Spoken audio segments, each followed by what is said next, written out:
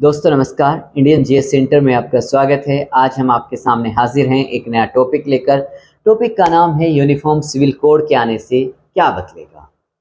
जैसा कि हमने पिछली वीडियो में बताया कि यूनिफॉर्म सिविल कोड भारतीय संविधान के अनुच्छेद 44 में दिया गया एक प्रावधान है, लेकिन सामान्य भाषा में इसे समझे तो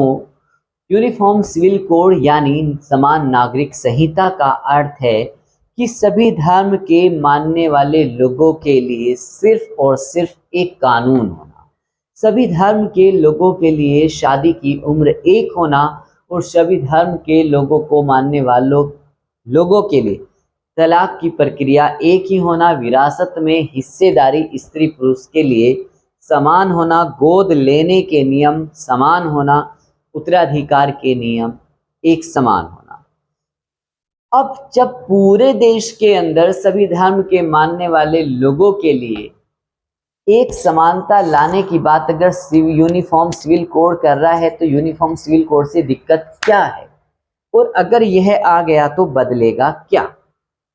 देखिए, सबसे पहली बात यह है, जितने भी धर्म हैं अपने देश के अंदर, सभी धर्मों के अपने अपने पर्सनल लॉज हैं। और सवाल उठता है कि पर्सनल लॉ है क्या। देखिए, पर्सनल लॉ एक ऐसा कानून है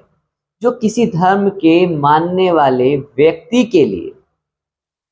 अलग अलग मामलों जैसे शादी के मामले में, तलाक के मामले में, विरासत के मामले में, विरासत देने या विरासत लेने के मामले में, बच्चा गोद लेने के मामले में, उत्तराधिकार के मामले में, जितने भी ये विषय बताए गए हैं सबका पालन करना।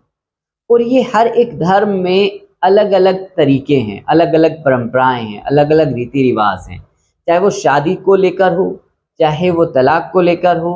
चाहे वो विरासत लेने या देने का मामला हो, चाहे वो बच्चा गोद लेने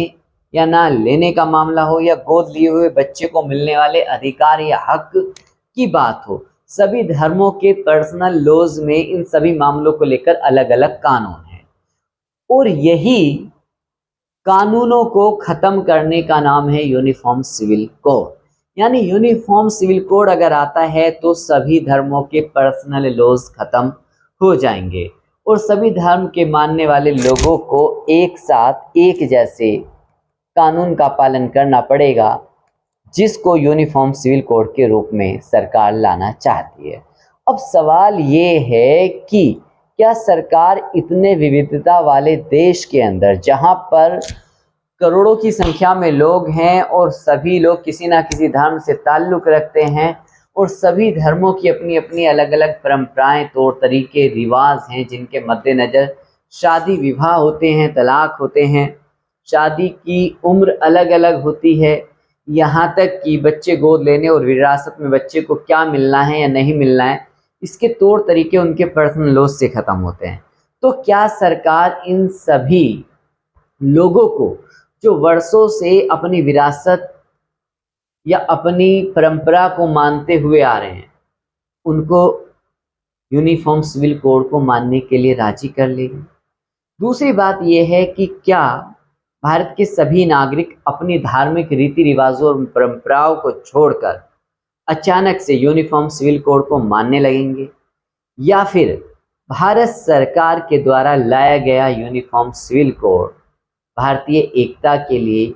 एक गहरा प्रहार होगा, जिससे भारत को नुकसान पहुंच सकता है? आप अपनी राय हमें कमेंट बॉक्स में साझा करें। आज के लिए इतना ही, फिर मिलेंगे एक नए टॉपिक के साथ।